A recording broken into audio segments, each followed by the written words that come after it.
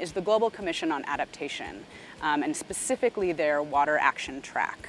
So it's often said that water is kind of to adaptation the way that energy is to mitigation, and we think that that's absolutely true. So if you don't manage your water resources well, we cannot create a resilient future. And so this last year, the Global Commission on Adaptation was formed. It is chaired by Ban Ki-moon, Bill Gates, and Kristalina Georgieva from the IFC. And they have come together with a bunch of commissioners to form this commission, and then also the Global Center on Adaptation as well, that is really focused more on the action. And at the UN Climate Summit this past September, held in New York, they launched the Water Action Track. And so this track is now having its first kind of what's called a year of action, and then it will lay out what they will do from 2020 through 2030. And there are three main components to it. So the first one is creating resilient basin futures.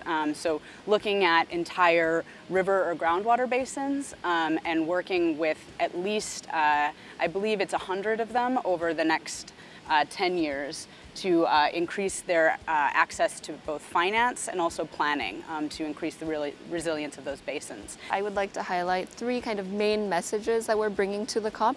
One has to do with the role of water in managing landscapes and those contributions to climate action. So I have some colleagues here representing forests and landscapes, looking at the role of water as a mitigation tool, a mitigation solution when it comes to forests and landscapes and also agroforestry.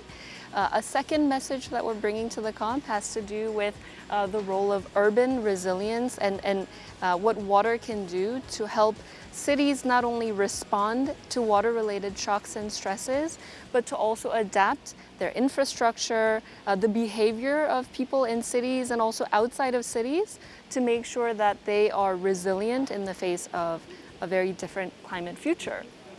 A third message has to do with something that we call source to sea.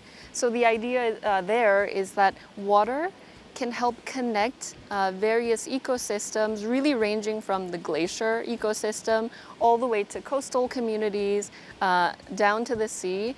All of our actions, our behavior when it comes to production, consumption, waste, really has to look at this kind of integrated approach and seeing the interlinkages, and when we do come up with solutions to climate action, that we adequately address those interlinkages.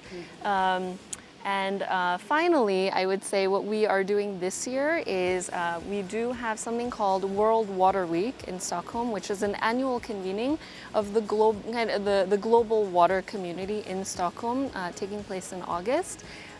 This upcoming year, so 2020, our theme for World Water Week is water and climate change.